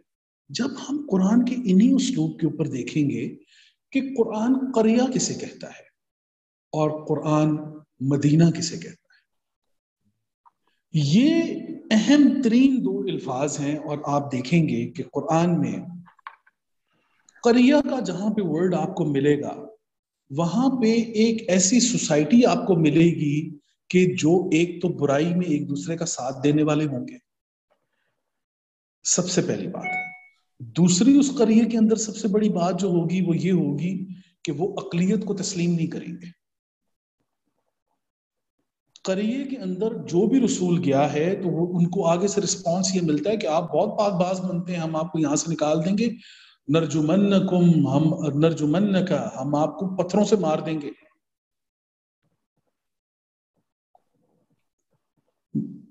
قریہ کے اندر سب سے بڑا مسئلہ یہ ہوتا ہے کہ قریہ میں لوگ اقلیت کو تسلیم نہیں کرتے، حق خود ارادیت نہیں ہوتی. کسی نبی کو اپنے حق پر بات کرنے کی وہاں پہ وہ لوگ اختیار نہیں دیتے، جس کی وجہ سے وہاں پہ اللہ کا قانون مداخلت کرتا ہے. آپ ان اقوام کی طرف بھی دیکھیے، معذرت کے ساتھ ہم اپنے پڑوسیوں کی طرف بھی دیکھیں گے جو افغانستان ہے، اور ہم اپنے عراق کی طرف بھی دیکھیں گے کہ کیا وہ وجوہات ہیں کہ ہر 100 سال کے اندر یہ ملک جو ہیں یہ تباہ ہو جاتے ہیں. وہ کون سی وجہ ہے، وہ کون سی بات ہے؟ ہر خاص و عام انسان کی زبان پر یہ بات ہے کہ جناب یہ تو اللہ کے عذاب میں رہتے ہیں. عراقی بھی اللہ کے عذاب میں رہتے ہیں اور افغانی بھی اللہ. یہاں پہ ہر 100 سال بعد ایک قوم ان پر آتی ہے اور ان کو تباہ و برباد کر کے نکل جاتی ہے. اگر نہ بھی آئے تو آپس میں لڑتے رہتے ہیں. قریہ کے اندر یہ ہوتا ہے کہ وہ اقلیت کو تسلیم نہیں کرتے، حق خود ارادیت نہیں دیتے. لیکن جب آپ مدینہ پہ آئیں گے تو مدینہ کی سب سے بڑی خوبصورتی یہ ہوتی ہے کہ مدینہ کے اندر اقلیت کا اعتراف ہوتا ہے. انسانی اخوت، مدینہ کہتے ہی اس جگہ کو ہیں جہاں پہ اقلیت کو تسلیم کیا جائے اور حق خود ارادیت کو تسلیم کیا جائے، وہ بھی برابری کے قوانین کے اوپر. ایسا نہیں ہوگا. قرآن نے کہا نا کہ لقد کرمنا بنی آدم، کہ ہم نے انسان کو انسان ہونے کے ناطے جو عزت دی ہے اس کو تو بحال رکھو. انسان کو انسان ہونے کے ناطے ہم نے جو عزت دی ہے اس کو تو کم از کم بحال رکھو. تو قرآن نے جب مدینہ کا ورڈ استعمال کیا، اب یہ دیکھیے قرآن میں آپ دیکھیں کہ حضرت خضر اور حضرت موسیٰ کا ایک واقعہ ہے. اس میں اللہ تعالیٰ فرماتے ہیں کہ وہ ایک قریہ میں گئے اور وہاں قریہ والوں نے ان کو کھانا نہیں کھلایا. کھانا نہیں کھلایا، وہاں پہ قریہ کا ورڈ ہے. انہوں نے موسیٰ اور حضرت خضر کو تسلیم نہیں کیا، وہاں پہ ورڈ ہے. لیکن جو ہی وہ دونوں اس علاقے میں داخل ہوئے ہیں اور انہوں نے وہاں پہ دیوار تعمیر کی ہے تو اب وہ قریہ نہیں رہا، وہ مدینہ ہو گیا، کیونکہ اب یتیموں کا جو خزانہ تھا جو اس دیوار کے نیچے ہے وہ سیف ہو چکا ہے. Very interesting, very good point. وہاں پہ قرآن اپنا ورڈ تبدیل کر دیتا ہے، وہ کہتا ہے مدینہ. مدینہ میں جو ہے وہ جو دو بچے تھے ان کے باپ کا خزانہ جو تھا وہ کیا، اور پھر اس کی وجہ بھی بتا دیتا ہے کہ میں نے یہ کروایا کیوں، اور یہ بھی بتا دیتا ہے کہ یتیموں کے لیے یتیموں کی تعظیم اور تکریم کا یہ حال ہوگا کہ ایک اللہ کے ولی کو مستری بننا پڑے گا اور ایک اللہ کے رسول کو اس کا مزدور بننا پڑے گا ایک یتیم کی دیوار تعمیر کرنے کے لیے. تو یہ آپ کہہ سکتے ہیں کہ جو فار ایگزامپل جیسے یہاں پر جیسے ویسٹ ہے وہاں پر سب کو ایکول رائٹس ہیں ان کے ہر چیز کے, آپ اس کو کہہ سکتے ہیں کہ جہاں پر بھی کوئی بھی جگہ ہے جہاں پر ہر چیز یہ قرآن کا دعویٰ ہے. جن ممالک کی آپ بات کر رہے ہیں اگر ان ممالک کی اس وجہ سے ان لوگوں کے ہاں امن ہے, سکون ہے, محبت ہے, تو میں یہ سمجھتا ہوں کہ یہ قرآن کی برکت سے ہے. جس بھی ویز سے وہ اس کے اوپر امپلیمنٹ کر رہے ہیں, لیکن یہ قانون قرآن نے دیا ہے. مدینہ, آپ افغانستان کو آج مدینہ بنا دیں, وہاں پہ اقلیت کو ان کے حقوق کے ساتھ تسلیم کریں, آپ وہاں پہ محبت کے ساتھ انسانوں کو, آپ اپنے دین کا کام کریں. میرے کردار کے اندر اگر میری گفتار اور میرے کردار کے اندر کوئی جدت ہوئی, میرے اندر محبت ہوئی, میرے کردار کے اندر پازیٹیوٹی ہوئی, تو وہ ایک نان مسلم میرے کردار سے متاثر ہو کے اپنے آپ کو تبدیل کرے. لیکن مجھے کوئی حق حاصل نہیں ہے. لا اکراہ فی الدین, دین کے اندر کوئی کراہت نہیں ہے, کوئی زبردستی نہیں ہے. آپ ان افغانستان کو اگر آپ نے ایک خوشحال افغانستان دیکھنا ہے تو سب سے پہلا کام آپ کو یہ کرنا پڑے گا کہ قرآن کے اس قانون کو آپ نے وہاں پہ امپلیمنٹ کروانا ہوگا. آپ کو عراق کے اندر بھی آپ کو اس قانون کو امپلیمنٹ کروانا ہوگا کہ وہ قریہ ہے, اور قریات کے اندر ہوتا ہی یہ ہے کہ جہاں پہ آپ حق خود ارادیت کسی کی بھی حق خود ارادیت کو آپ پامال نہیں کر سکتے. ایک انسان ہونے کے ناطے اسے بولنے کی اجازت ہو, ایک انسان ہونے کے ناطے اسے سوچنے کی اجازت ہو. آپ یہ دیکھیے نبی اکرم صلی اللہ علیہ وسلم یثرب سے مدینے کا کنورٹ ہونا, اور پھر آپ تاریخ کو جب دیکھیں گے کہ وہاں پہ یہودیوں اور نصرانیوں کے ساتھ میٹنگز, اور پھر مسجد نبوی کے اندر ان کے ساتھ میٹنگز, اور پھر آپ تاریخ میں جب یہ دیکھیں گے کہ عمر بن خطاب رضی اللہ تعالیٰ عنہ نے جب انہیں کہا کچھ یہودیوں کو کہ ہم نے آپ لوگوں کے لیے ایک الگ کالونی بنائی ہے جو مین مدینہ شہر سے تھوڑا سا ہٹ کے ہے, تو وہ ان کا وفد حضرت عمر بن خطاب کے پاس آیا اور انہوں نے کہا کہ جناب آپ ہم سے ہمارا سکون چھیننا چاہتے ہیں, ہم آپ کی ذمہ داری میں الحمدللہ ایک خوبصورت زندگی گزار رہے ہیں, ہمیں ہر چیز کا اختیار حاصل ہے, ہماری عبادت گاہیں محفوظ ہیں, ہر چیز کے آپ ذمہ دار ہیں, ہم پاگل ہیں کہ یہ تمام تر چیزیں چھوڑ کے ہم کالونیز میں شفٹ ہو جائیں. یہ ہے مدینہ, یہ ہے خاتم النبا, جو نبی اکرم صلی اللہ علیہ وسلم کی جو ختامت النبوہ کا جو آپ دیکھیں گے کہ نبوت کا خاتمہ ہو کن قوانین کے اوپر رہا ہے, وہ تمام تر قوانین کہ جن کا فائدہ پوری انسانیت پر تقسیم ہو, وہ فائدہ جو پوری دنیا کے انسانوں کے اوپر تقسیم ہو. دین کہتے ہی اس لایا عمل کو ہیں, اس محبت کو ہیں جو مشترکہ طور پر تمام انسانوں کے اوپر تقسیم ہوتا. اور وہ آپ جو بات کر رہے تھے ان کی جو حضرت بلال کی جب اذان کی جو بات کر رہے تھے آپ, جی آپ دیکھیں پھر آپ بات کر لیں, پھر وہی مدینے کی بات آ جائے گی کہ قریہ اور مدینہ کے اندر کیا فرق ہوتا ہے. کہ حضرت بلال رضی اللہ تعالیٰ, مجھ سے ایک بندے نے پوچھا, انہوں نے کہا جی آپ نبی اکرم صلی اللہ علیہ وسلم کی رسالت کو, ان کی نبوت کو ایک لائن میں بیان کر دیں. تو میں نے کہا جی بالکل ہم کریں گے انشاءاللہ تعالیٰ, اور یہ نبی صلی اللہ علیہ وسلم کی عطا سے کریں گے, قرآن کی عطا سے کریں گے. تو انہوں نے کہا جی بولیے. تو میں نے کہا جناب کہ وہ بلال رضی اللہ تعالیٰ عنہ کہ جن کو کل تک مکہ کے پاس سے گزرنے کی اجازت نہیں تھی, آپ صلی اللہ علیہ وسلم کے بعد, آپ صلی اللہ علیہ وسلم کے دور میں موجودگی میں حضرت بلال کو یہ اختیار دے دیا گیا کہ وہ مدینہ اور مکہ کی چھت پر چڑھ کے ایک غلام اپنی آزادی کی اذان دے دے. کتنی بڑی بات. یہ ہے نبی اکرم صلی اللہ علیہ وسلم کی رسالت, یہ ہے نبی اکرم صلی اللہ علیہ وسلم کی نبوت, اور یہ ہے ان کے کردار کی محبت. Very good point. آج پاکستان کی ساری مسجدیں آپ دیکھ لیں, ہماری مسجدیں آج بھی اذان بلالی کو ترس رہی ہیں آج بھی. پھر دیکھیں وہ ایک دور تھا کہ وہ حضرت بلال کے حوالے سے روایات میں ملتا ہے کہ وہ ان کا اذان دینے کا انداز یہ تھا کہ وہ ہاتھوں کے اشاروں سے لوگوں کو بلاتے تھے.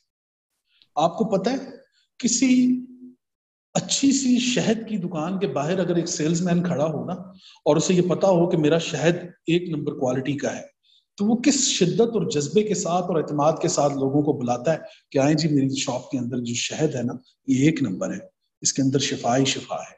وہاں سے آپ اندازہ لگائیں کہ مؤذن جو ہے، اذان دینے والا، اگر اپنے امام کے کردار سے مطمئن ہو تو وہ بلال بن جاتا ہے، کیونکہ وہ جانتا ہے کہ مسجد کے اندر محمد صلی اللہ علیہ وسلم، وہ جانتا ہے کہ میرے پاس جو شہد ہے یہ 100% پیور ہے، اس کے اندر شفا ہے۔ آج ہمارے مؤذن کی اذان کے اندر وہ تقویت، وہ محبت، وہ چیز کیوں نہیں پیدا ہو پا رہی؟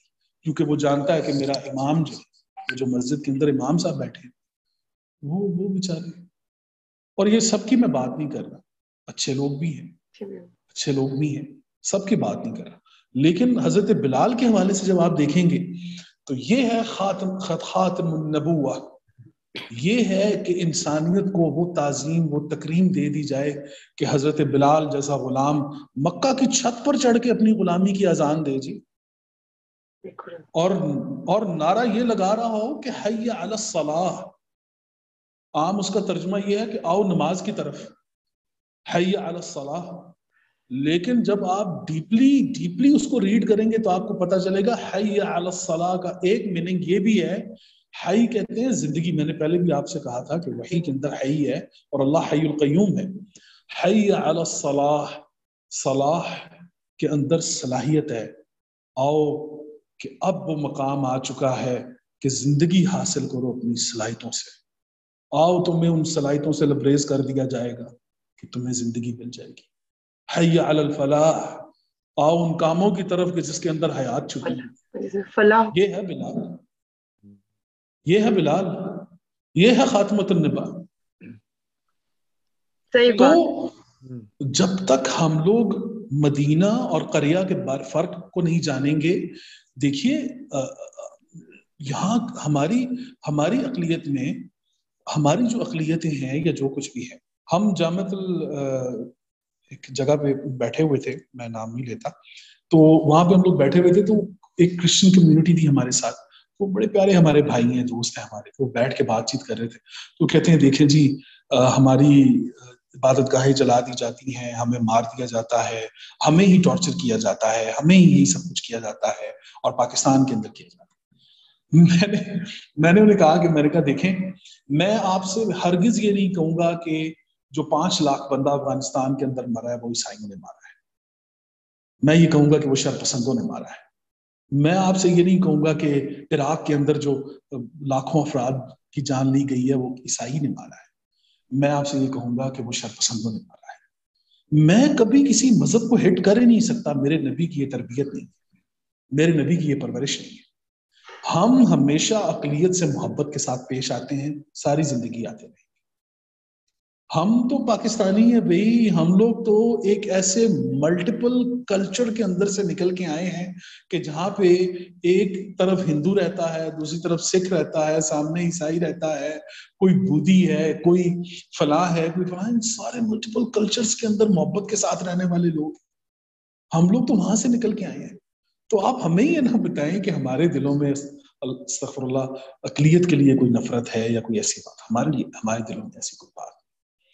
تو مین چیز جو سرفراز بھائی نے بہت خوبصورت سوال کیا ہے کہ یہ برابری آئے گی کیسے؟ یہ تب آئے گی برابری کہ اگر ہم اپنے ملک میں ایک خوبصورت سے، ہم صرف نعروں کے اندر نہیں کہ یہ مدینہ ہے جی، ہم اسے ریاست مدینہ بنا رہے ہیں، ریاست مدینہ یہ تب بنے گی جب یہاں پہ اقلیت محفوظ ہوگی۔ اگر میں یہ چاہتا ہوں کہ امریکہ میں ہماری مساجد محفوظ رہیں تو ہمیں یہاں پہ ہندوؤں کے مندروں کو اور عیسائیوں کے چرچ کو محفوظ کرنا ہوگا۔ یہ ہے قرآن، یہ ہے دین۔ وہی مساوات بھی۔ بہت اچھی بات کی آپ نے زبیر بھائی۔ یہ بتائیں کہ جو قرآن، جیسے آپ نے اتنی ریسرچ کی ہے اور اس کو دیکھا ہے، قرآن میں جو چیزیں ہیں، جیسے لیسنس کی بات کرتے ہیں نا، جیسے امریکہ میں کہتے ہیں لیسنس، تو قرآن میں جو کانسیپٹس ہیں، آپ کے خیال میں پرابلم اس لیے ہو رہی ہے کہ لوگ کانسیپٹ سے ہٹ گئے ہیں جو قرآن نے بیان کیے ہیں؟ اللہ تعالیٰ نے اپنے میسج میں، قرآن میں جو کانسیپٹ بتائیں، بجائے کانسیپٹس کو اپنے کلیئر کریں اور کانسیپٹ پہ رہیں، وہ ان زیر زبر اور پیش پہ پڑ گئے، اس لیے پرابلم ہو رہی ہے آپ کے خیال میں؟ یہ بڑی اہم بات ہے، اور میں آپ سے یہ کہوں, آپ دونوں سے میں سوال کرتا ہوں کہ ایک کشتی ہے, اس میں ہندو, مسلم, سکھ, عیسائی 4 موجود ہیں لوگ, اور وہ کشتی جو ہے وہ اچانک سے ڈوبنے لگی ہے, تو اللہ ان 4 میں سے کس کو بچائے گا؟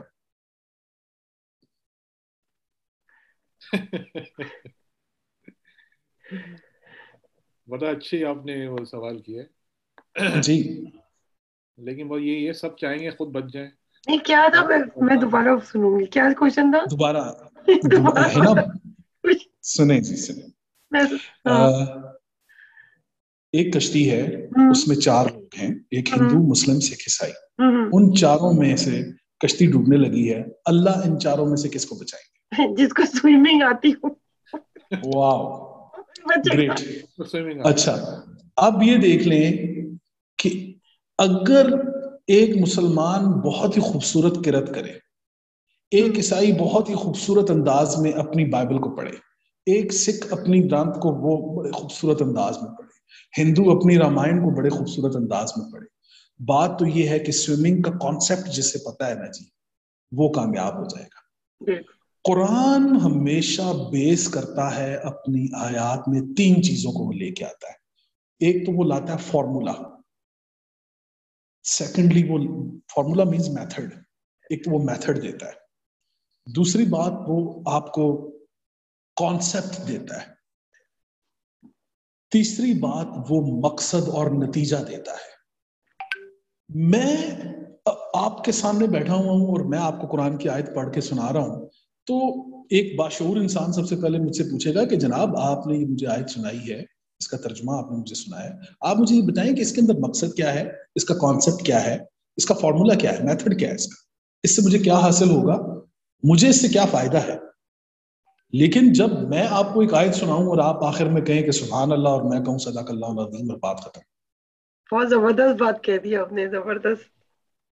بے مقصد قرآن بات تو میں ہو ہی نہیں سکتی قرآن میں. دیکھیے ہے نا, اور سرفراز ایک چیز آپ دونوں ماشاءاللہ, آپ دونوں پر اللہ کی بڑی رحمتیں ہیں, بڑی برکتیں ہیں. اللہ آپ دونوں کو ہمیشہ اپنی رحمتوں برکتوں میں رکھے, آپ دونوں کے چہرے یوں مسکراتے رہیں اور یہ جوڑی سلامت رہے. قرآن میں ورڈ آیا ہے لسان عربی مبین, ٹھیک ہے, اور ہم کہتے ہیں ہمارے ہاں 2 ورڈ ہیں, لغات العربیہ, لغہ العربیہ, اور ایک ہے لغہ القرآن, لغات القرآن. ان دونوں میں کیا فرق ہے؟ پھر ہم لغہ العربیہ اور لسان القرآن, یہ کیا ہے؟ لغہ العربیہ اور لسان القرآن یہ کیا ہے؟ میں آپ کو کہتا ہوں کہ ہے نا, میں آپ کو بتاتا ہوں کہ علامہ اقبال کی زبان جو ہے وہ اردو ہے, اور آئیں میں آپ کو علامہ اقبال کا کلام سناتا ہوں. تو very firstly you must ask کہ زبیر بھائی اس میں فرق کیا ہے, زبان میں اور کلام میں کیا فرق ہے؟ زبان جو ہوتی ہے وہ کسی علاقے کی, ٹرائب کی انڈرسٹینڈنگ ہوتی ہے جو وہ آپس میں بول رہے ہوتے ہیں, اس کی حدود اور قیود ہوتی ہیں کہ وہ اس کی باؤنڈریز ہوتی ہیں, اس کی ایک رنگ ہوتا ہے, اس کی نسل ہوتی ہے, اس کی قوم ہوتی ہے. ان باؤنڈریز میں وہ انڈرسٹینڈنگ چل رہی ہوتی ہے جسے آپ لغہ کہتے ہیں, جسے آپ زبان کہتے ہیں. لیکن جو ان تمام تر باؤنڈریز سے بیونڈ ہو, ماورا ہو رنگ نسل قوم سے, وہ ہوتا ہے کلام جسے آپ لسان کہتے ہیں. اقبال کے کلام کو کاپی کیا جرمن والوں نے, جتنی بھی دنیا کی قوموں نے اقبال کو کاپی کیا ہے تو اقبال کے کانسیپٹس کو کیا ہے. وہ ہماری اردو زبان کو نہیں سیکھ رہے, اور نہ ہی انہیں ہماری زبان سے کوئی مطلب ہے, وہ لوگ کانسیپٹس کو لیتے ہیں. اب جب آپ قرآن کی طرف آئیں گے تو یو آر ٹاکنگ اباؤٹ لغہ العربیہ اور یو آر ٹاکنگ اباؤٹ لسان القرآن. When you are talking about the lisan al-Quran, you must give me the method, you must give me the formula, you must give me the concept, the aim, the goals. ان کے اوپر آپ کو مجھے سمجھانا ہوگا. لیکن اگر آپ مجھے لغہ العربیہ کے بارے میں بتا رہی ہیں تو ٹھیک ہے, وہ آپ مجھے بتائیں کہ 500 اونٹ کے 500 نام ہیں, تلوار کے 500 نام ہیں، آپ مجھے بتا دیں اور میری کنفیوژن میں اضافہ کرتی چلی جائیں اور میں کہتا رہوں گا کہ ہاں جی. اور پھر یہ جو اصل میں بات یہ ہے نا جی کہ قرآن جو ہے نا وہ تب تک سمجھ نہیں آئے گا جب تک آپ شاعروں کی زبان نہیں سمجھتے. استغفر اللہ. قرآن میں اللہ تعالیٰ نے فرمایا کہ یہ تو وادی وادی گھوم رہے ہوتے ہیں یہ شاعر، یہ کیا کسی کو بیان کریں گے؟ یقولون ما یفعلون، یہ جو کہتے ہیں یہ کرتے نہیں ہیں.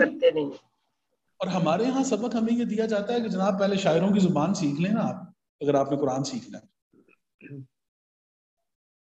ہاں بالکل صحیح کہہ رہے ہیں. بلکہ لسان جو ہے سرفراز یہ ہے جسے گورے نے کہا کہ لیسن، اس نے بالکل پرفیکٹ پروناؤنس کیا اسے، اور وہ جانتا تھا کہ قرآن لیسنز میں بھرا ہوا ہے، ہر آیت کے اندر ایک لیسن موجود ہے. لیسنز کے اوپر جب آپ آئیں گے تو مزہ آ جائے گا، آپ کو پتہ چلے گا. میں مثال کے طور پہ آپ کو بتاتا ہوں، قرآن میں جب ہم پڑھتے ہیں اعوذ باللہ تو ہم کہتے ہیں جی میں اللہ کی پناہ میں آتا ہوں، اللہ کی پناہ میں آتا ہوں. اب پناہ کے لیے قرآن میں 2 ورڈز ہیں. اب دیکھیے گا کہ زبان میں اور کلام میں، مینز کے لغہ میں اور لسان میں کیا فرق ہوتا ہے. قرآن کے اندر پناہ کے لیے 2 ورڈز استعمال ہوئے، ایک ہے اوا اور دوسرا ورڈ ہے اعوذ. اوا اور اعوذ. قرآن میں سورہ کہف آیت نمبر 10 کے اندر ہے وَإِذَا فَإِذَا أَوَى فِتْيَةُ إِلَى الْكَهْفِ. ویسے یہ تھوڑا سا اگر مجھے پروننسیشن میں غلطی ہوئی ہے معذرت، کہ اوا کا ورڈ کہ وہ جو غار وہ جو بچے تھے انہوں نے پناہ لی، اوا کا ورڈ آیا وہاں پہ کہ پناہ لی انہوں نے غار کے اندر. نوح علیہ السلام کے بیٹے کی جب بات آتی ہے تو قرآن کہتا ہے کہ اس نے کہا کہ میں پناہ لے لوں گا، وہاں پہ اوا کا ورڈ ہے کہ میں پناہ لے لوں گا اس پہاڑ کی طرف جا کے. اب آپ آئیں ورڈ اعوذ کی طرف. اعوذ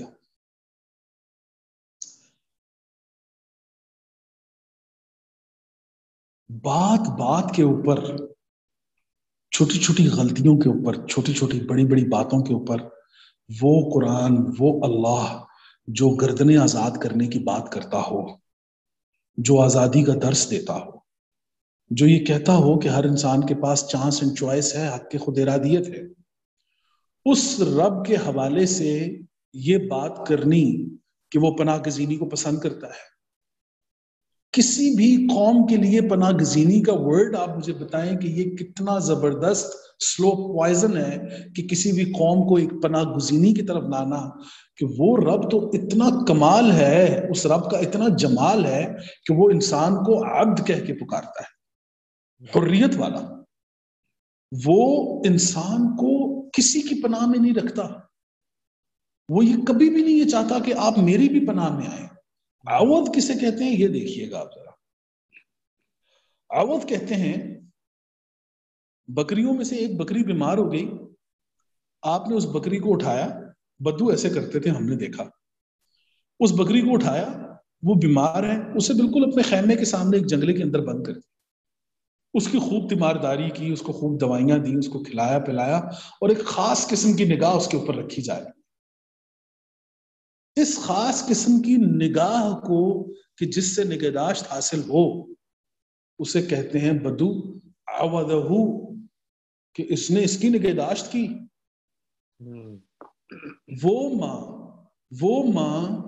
ماں یا کوئی بھی مادہ دنیا کے اندر کے جو بچہ پیدا کرتی ہو، کوئی بھی مادہ جو بچہ پیدا کرتی ہو، فرسٹ 7 days اس کو بدو یا وہ عربی میں کہتے ہیں عیاد، انتہائی نگہداشت کے قابل. عوضہ، اللہ تعالی آپ کو نگہداشت دیتے ہیں. اعوذ باللہ. اب اس میں آپ دیکھیے کہ میری آواز ہو کیا آپ کے پاس؟ آ رہی. عوضہ میں جب آپ دیکھیں گے تو آپ کو پتہ چلے گا کہ یہ آپ کی مرضی ہے کہ آپ اللہ کی پناہ میں رہیں یا آپ اللہ کی نگاہ میں رہیں. وہ اللہ آپ کو اپنی نگاہ میں رکھ کے آپ کی نگہداشت کرنا چاہتا ہے. آپ کو پناہ گزینی پسند ہے تو آپ اپنے آپ کو پناہ گزین بنائیں اور پناہ گزینوں کے اندر رہیں. کسی افغانی سے پوچھیں کہ پاکستان کے اندر جو پناہ انہوں نے لی ہے تو ایک پناہ گزینی کی زندگی کیا ہوتی ہے. کسی سیرین سے پوچھیں کہ جرمنز کے اندر جا کے انہوں نے جب وہاں پہ پناہ لی ہے تو اس پناہ کو کیا کہتے ہیں. کسی بھی انسان سے پوچھیں کہ جب وہ کسی بھی قوم کی پناہ میں آتا ہے تو ایک پناہ گزین کبھی اپنے آپ کو مومن نہیں کہہ سکتا. جی مومن کا تو تصور یہ ہوتا ہے کہ وہ آزاد سانس لیتا ہے, اس کے پاس حریت ہوتی ہے. تو یہ ہمارے ہاں جب عوض کو پناہ بنایا گیا, اوا بنایا گیا جو قرآن کے اندر الگ سے ورڈ ہے, تو آپ دیکھ لیں کہ پناہ گزینی کے اندر ہمارے ساتھ کیا ہو رہا ہے. یہ تو بڑی ٹریجڈی ہے کہ ہم آج پتہ چل رہا ہے مجھے یہ صحیح میننگ کہنا چاہیے. دیکھیں اب اس کے تقابل آپ دیکھ لیں. پناہ میں آپ ہمیشہ دوسرے کے اختیارات میں ہوتے ہیں, پناہ میں آپ ہمیشہ دوسرے کے اختیارات میں ہوتے ہیں, اور عوض میں اللہ تعالیٰ آپ کو با اختیار کر دیتا ہے. جیل میں آپ پناہ میں ہوتے ہیں, ہسپتال میں آپ نگہداشت میں ہوتے ہیں. کوئی انسان یہ نہیں کہتا کہ میں ہسپتال میں کسی کی پناہ میں ہوں. جی نگہداشت اور چیز ہوتی ہے, پناہ اور چیز ہوتی ہے. اب جب آپ کہیں کہ اعوذ باللہ اللہ کی پناہ میں ہوں, جب آپ کہیں کہ اعوذ باللہ میں اللہ کی نگاہ میں ہوں, نگاہ مرد مومن سے بدل جاتی ہیں تقدیریں. اقبال رحمہ وہ نگاہ کی بات کرتے ہیں. جی یہاں تک کہ ہمارے شاعروں کو یہ بات معلوم تھی کہ تاجدار حرم ہو نگاہ کرم, ہم غریبوں کے دن بھی صبر. وہ نگاہ کرم, وہ تو نگاہ مانگنے والے ہیں. اس نگاہ کے اندر نگہداشت ہے. تو یہ دیکھیں کہ اب جب لغت کے اندر آپ آئیں گے تو لغت میں تو یہ دونوں پناہ ہے, ان دونوں کا مطلب پناہ ہے. لیکن جب آپ لسان کے اندر آئیں گے تو you must know the concept, you must know the method, you must know the formula, and you have an aim how to understand and how to اس کو کیسے نافذ کیا جائے, وہ سب کچھ آپ کو وہاں پہ ملے گا. یہ بڑی اچھی آپ نے بات بتائی. یہی میں کہہ رہا ہوں کہ اگر آپ کے کانسیپٹ کلیئر ہو جائیں اور آپ قرآن کو سمجھیں, اس کے جو کانسیپٹ اللہ تعالیٰ نے بتائے ہیں وہ بالکل کلیئر ہوں, تو میرے خیال میں life is very simple. You cannot have to go and left and right, and you can do everything good according to what Allah's message is. اور اللہ کے جو کانسیپٹ جو اللہ نے بتائے ہیں سب چیزوں کے بارے میں ویری سمپلی اس کو ڈیفائن کیا اللہ تعالیٰ نے. سمجھ میں ہی جب آئے گا جب کانسیپٹس کلیئر ہوں گے. میں تو سمجھتی ہوں قرآن سمجھ میں ہی نہیں آ سکتا. آپ آج سے اس سوال کو اریز کریں کہ آپ کے سامنے دنیا کا کوئی بھی بندہ بیٹھا ہو, کوئی پیر صاحب ہو, کوئی میرے جیسا اسٹوڈنٹ ہو, یا کوئی بھی پروفیسر صاحب بیٹھے ہوئے ہیں, یا کوئی بھی بیٹھا ہو, آپ اس سے ایک ہی بات کریں کہ آپ نے میرے سامنے جو آیت پیش کرنی ہے اس کا کانسیپٹ مجھے دیں, مجھے اس کا فارمولا دے دیں, مجھے میتھڈ دے دیں, اور مجھے ایم دے دیں کہ میں نے کرنا کیا ہے. آپ مجھے یہ نہ بتائیں کہ یہ ہوا ایسے ہوا ایسے ہوا ایسے ایسے ایسے. آپ آج ان سے میتھڈز مانگنا شروع کر دیں, 15 سال بعد آپ اپنے بچوں کی حالت دیکھیے گا کیا ہوتی ہے. سوئمنگ ایک میتھڈ ہے. قرآن آپ کو لسان القرآن لیسنز کے اندر, وہ گورے نے جو ورڈ لیا ہے نا جی, وہ ایم اے نہیں لے لیا, وہ لیسن کہتا ہے اسے, مورل لیسن جسے ہم کہتے ہیں کسی بھی سٹوری کا. تو وہ کہتا ہے کہ کسی بھی چیز کا لیسن نکالنا بھی ہم نے, تو لسان القرآن تو ہے ہی یہ. تو یہ لیسن اور لسان ایک ہی ہے ورڈ؟ لسان عربی کا ورڈ ہے, اور انگلش میں وہ لیسن ہے. یہ تو کبھی بھی نہیں پتا کسی کو. آپ دیکھ لیں قرآن عربی غیر ذی عوج. عربہ, اچھا مزید کی ایک اور بات میں آپ کو بتا دوں, عربہ کہتے ہیں وہ پیور انٹلیکچوئل بات کہ جس میں کسی قسم کی کوئی ٹیڑھ نہ ہو. تو یہ آپ عربہ کہتے ہیں وہ پیور انٹلیکچوئل بات کہ جس میں کسی قسم کی کوئی ٹیڑھ نہ ہو. آپ ساؤتھ افریقہ کے کسی جنگل میں کسی جنگلی زبان کے اندر وہ بات سیدھی کر رہے ہیں. Now you are talking Arabi. You are Araba. You are in the Araba. جو کلیئر ہو بالکل, دنیا کی کسی زبان کے اندر, دنیا کی کسی بھی زبان کے اندر جب آپ بات کر رہے ہوں اور آپ کی بات کے اندر کوئی ٹیڑھ نہ ہو, کیونکہ وہ دیکھیں نا قرآن عربی غیر ذی عوج, کہ وہ عوج کا ورڈ آپ کو بتا رہا ہے کہ عوج کہتے ہیں کہ وہ سکیل کہ جب آپ دیوار تعمیر کر رہے ہوں تو جس اسکیل سے آپ تعمیر کر رہے ہیں اس اسکیل کے اندر فالٹ آ گیا. اب آپ جتنی مرضی نمازیں پڑھ لیں، جتنے مرضی وضو کر لیں، جو مرضی کر لیں، آپ حج عمرے کر لیں، آپ کے اسکیل کے اندر فالٹ آ گیا نا جی. آپ کریں گے بھی محنت سے، سب کچھ کریں گے، سب کچھ ٹھیک ہوگا، لیکن نتیجہ یہی نکلے گا کہ ایک حد تک جا کے وہ دیوار گر جائے گی. عربہ جو ہے وہ آپ کو ہر لمحے باخبر کرتا ہے آپ کی ہر ایکٹ سے، آپ کے ہر عمل سے. آپ صلی اللہ علیہ وسلم نے جب فرمایا کہ انا عربی، کہ میں عربی ہوں، تو کسی عربی کو برا نہ کہو. تو وہ یہ کہہ رہے تھے کہ وہ جو صرف زبان عربی بول رہے ہوتے ہیں ان کے بارے میں یہ بات ہو رہی ہے. یہ تو صاحب اوصاف کی بات ہو رہی ہے کہ وہ انسان کہ جس کی بات میں کوئی ٹیڑھ نہ ہو. میں وہ ہوں کہ جس کی بات کے اندر کوئی ٹیڑھ نہیں ہے، میری باتیں بالکل واضح ہیں، مدلل ہیں، میں دلیل کے اوپر، برہان کے اوپر بات کرتا ہوں. اور اگر عربوں کی بات کریں تو خود قرآن کہہ رہا ہے کہ تبت یدا ابی لہب وتب ما اغنی عنہ، ہاتھ ٹوٹے ابو لہب کے. تو وہ عربی نہیں ہے، یہ عربی ہے. تو آپ صلی اللہ علیہ وسلم نے جب یہ کہا کسی عربی کو برا نہ کہو، کسی صاف گو انسان کو برا مت کہو. تو بیسکلی وہاں پر اس پاپولیشن کی بات نہیں ہو رہی، وہاں پر بات ہو رہی ہے جو آدمی بالکل کلیئر بات کرتا ہے، اس کی بات ہو رہی ہے. ناٹ لائک اللہ کبھی دیکھیں، عربی زبان کوئی شک نہیں ہے کہ دنیا کی سب سے خوبصورت زبان، میں مانتا ہوں اس کو، لیکن اس کا یہ مطلب بھی نہیں ہے کہ آپ دنیا کی باقی زبانوں کا انکار کر دیں. دنیا کی باقی زبانیں بھی اللہ کی زبان، چائنیز زبان بھی اللہ کی زبان، بنگالی بھی اللہ کی زبان ہے، پاکستان میں پنجابی بھی اللہ کی زبان ہے، اردو بھی اللہ کی، یہ ساری زبانیں اللہ کی زبان. کسی زبان کی توہین میں نہیں سمجھتا کہ وہ یہ کہا جائے کہ یہ زبان جو ہے اس کے اندر. بھائی آپ کانسیپٹ دے دیں، ڈرائیونگ کا کانسیپٹ ہے اسے آپ ڈیفائن کریں دنیا کی کسی بھی زبان کے اندر. سوئمنگ ایک کانسیپٹ ہے، اسے دنیا کی کسی زبان میں ڈیفائن کریں. آپ جہاز اڑاتے ہیں تو یہ کانسیپٹ ہے، ایک فارمولا ہے، اس کے تحت اڑا رہے ہیں، تو یہ دنیا کی کسی بھی زبان میں آپ ان کو سمجھائیں. تو قرآن ایک کانسیپٹ ہے، ایک فارمولا ہے. آپ نے اس کے کانسیپٹس کو، اس کی بیسس کو آپ نے آگے فارورڈ کر دیا، یہ دنیا کی سب سے بڑی کامیابی. اب تو اگر مقصد ڈھونڈے تو ملے گا، لیکن لوگ مقصد نہیں ڈھونڈتے پڑھتے ہوئے کہ اس سے لیسن کیا ملا، کیوں ہی بس پڑھ رہے بغیر. جی بالکل نہیں، اصل میں میں آپ کو بتاؤں نا، یہ ان بیچاروں کا قصور نہیں ہے. جب ہمارے ہاں یہ کہا جاتا ہے کہ جی آپ نے قرآن کو اکیلے نہیں پڑھنا، استغفر اللہ، یہ آپ کو بھٹکا دے گا، آپ بھٹک جائیں گے.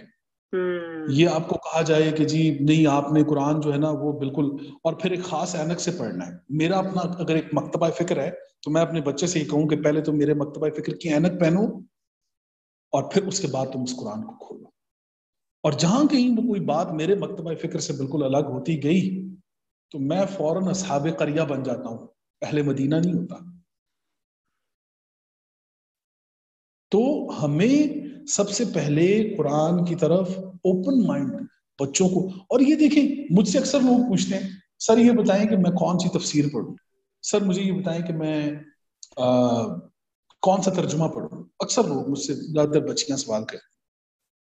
میں حیرانگی سے ان کی طرف دیکھتا ہوں اور میں کہتا ہوں آپ مجھے یہ بتائیں کہ اگر آپ MBBS کر رہی ہیں اور میں آپ کو بتاؤں کہ فلاں انسان نے ایک کتاب لکھی ہے اور ایک فلاں نے بھی لکھی ہے، ایک فلاں نے بھی لکھی ہے، تو آپ کا تو دل ہوگا کہ وہ ساری کی ساری بکس میں اٹھا کے اپنے گھر لے آؤں تاکہ میری تیاری بڑی کمال کی ہونی چاہیے. سوال یہ نہیں ہے کہ میں کون سی پڑھوں، سوال تو یہ ہونا چاہیے کہ میں کون سی نہ پڑھوں. مجھے تو یہ ہے کہ میرے سامنے، میں آپ کبھی انشاءاللہ آپ دونوں جب انشاءاللہ یہاں کبھی تشریف لائے میرے آفس میں آپ آئیں، آپ دیکھیں سارے قرآن الحمدللہ میرے پاس موجود. میں سارے قرآن کی تفسیریں، میرے ہمارے جتنے علماء ہیں، جتنے مفسرین ہیں، انہوں نے لکھی، بڑا خوبصورت کام ہے ان کا، تو میں پڑھتا ہوں، ان ساروں کو پڑھتا ہوں. مجھے جب یہ کہا جائے کہ آپ ایک گھول کے کوئی چیز مجھے میرے دماغ میں ڈال دیں تو پھر یہ تدبر نہیں ہے. بھائی تدبر یہ ہے کہ آپ نے اپنے آپ کو وسیع کرنا ہے مختلف پوائنٹ آف ویو سے. اگر آپ لوگ کسی ایک دکان میں رکھی ہوئی ایک ٹی شرٹ جو ہے وہ نہیں خریدتے کہ بھئی اس کے پاس تو مال ہی نہیں ہے، میں کیوں نہ ایسی دکان میں جاؤں کہ جہاں پہ 10 قسم کی مجھے ویرائٹی ملے اور وہاں سے میں چوز کروں کہ مجھے. تو قرآن کے حوالے سے آپ کہتے ہیں کہ نہیں جی مجھے تو بس ایک ہی ٹی شرٹ چاہیے, مجھے تو ایک ہی تفسیر بتا دیں. اور پھر یہاں پہ سب سے بڑا مسئلہ ہے نا کہ ایک انسان جب 50 سال لگا کے تفسیر پڑھتا ہے, وہ 50 سال بعد کبھی بھی, کیونکہ اس بیچارے نے اپنے 50 سال لگا دیے ہیں اس کے اوپر, اب وہ اپنے موقف سے کبھی نہیں ہٹے گا. وہ نہیں مانتا, جو مرضی آپ کر لیں, کیونکہ وہ بیچارہ جانتا ہے کہ میں بڑی مشکل سے یہاں پہ پہنچا ہوں اور اب یہ بندہ آ گیا مجھے ڈی ٹریک کرنے کے لیے. 50 سال سے کم لے لیں, 10 سال لے لیں, 5 سال لے لیں, جو کرتے آ رہے ہیں وہ کبھی نہیں, بہت کم لوگ ہوتے ہیں, کبھی بھی نہیں ہٹے گا. تو کامیاب ترین وہ لوگ ہیں, مجھے اکثر لوگ کہتے ہیں, میں میرے پڑوس میں ہیں میرے بڑے پیارے دوست, تو وہ میرے پاس آئے تو مجھے کہتے ہیں مجھے آپ بتا دیں کہ جی تفسیر میں پڑھنا چاہ رہا ہوں قرآن ترجمے کے ساتھ. میں نے کہا جی آپ اس طرح کریں, ایک امین اصلاحی صاحب کا لے لیں, آپ کیا نام ہے مولانا مودودی صاحب کا لے لیں, آپ طاہر القادری صاحب کا لے لیں, اور اس کے ساتھ آپ پرویز صاحب کی لغات القرآن لے لیں. تو وہ مجھے کہتا ہے کہ یہ ساری میں سر, لیکن میں کہا جناب بالکل ان سب کے ساتھ آپ کا اختلاف اپنی دیوبندی اس پہ ہے, مطلب فکر جو ہے ان کی, تو وہ دیوبندیت کی طرف ذرا زیادہ مائل ہے. تو میں نے انہیں کہا کہ بالکل ٹھیک ہے, اگر آپ کا اختلاف ہوگا بھی تو آپ اس اختلاف کو رکھ دیجئے گا. دیکھیے شہد کی مکھی کو اس بات سے کیا لینا دینا کہ شہر میں گندگی کے ڈھیر کتنے, اس سے تو پھولوں سے مطلب ہوتا ہے, وہ پھولوں پہ بیٹھے گی اور وہ رس چوس لے گی. مجھے میرے ہاتھ میں اگر سورج اٹھایا ہوا ہے تو میں جا کے پتا کرواؤں بازار سے کہ آج کل چراغوں کے دام کیا ہیں جی, میرے پاس تو یہ بات بالکل میری سمجھ سے باہر ہے. تو ہمیں آنا ہوگا ایک بڑے کینوس کے اوپر, ہمیں اپنے بچوں کو آئیڈیولوجیکلی یہ تیار کرنا ہوگا کہ آپ نے بہت پڑھنا ہے اور قرآن کے لیے پڑھنا ہے, آپ نے سب کو پڑھنا ہے تاکہ آپ پتہ چلے کہ کون انسان کیا بات کر رہا ہے. میں نے اگر کسی انسان کو رد کرنا ہے, مثال کے طور پہ قادیانیت کی آپ بات کر لیں, میرے سامنے میں اب ایک بڑا آسان ہے کسی انسان کو کہہ دینا کہ میں اس کو نہیں مانتا, لیکن میرے سامنے جب ایک قادیانی بیٹھے گا تو میں یہ جانتا ہوں کہ میں نے اپنے آپ کو کتنا پریپیئر کرنا ہے کہ یہ کہاں تک مجھ سے بات کر سکتا ہے, یہ کہاں تک ڈیبیٹ کرے گا مجھ سے, اور میرے پاس کیا قرآن کا اتنا مواد موجود ہے کہ میں بغیر کسی اسکالر کے تنے تنہا اس کے سامنے سٹینڈ کر سکتا ہوں. تو I prepared myself, میں نے لگایا ٹائم. تو میں نے اگر کسی کو رد کر اچھا ناظرین, ہمارا سلسلہ منقطع ہو گیا ہے پاکستان سے, کچھ انٹرنیٹ کا ایشو ہے. انشاءاللہ ہم دوبارہ زبیر شبیر صاحب کو دعوت دیں گے, ڈسکس کریں گے مزید قرآن کے جتنے بھی کانسیپٹس ہیں اس کے بارے میں بات چیت رہے گی. ہمارا ٹائم ختم ہوتا ہے شو کا. آپ اپنا سب کا, اپنے ارد گرد کے لوگوں سب کا خیال رکھیں. اگین قرآن کو پڑھا کریں, سمجھا کریں ہر روز. السلام علیکم.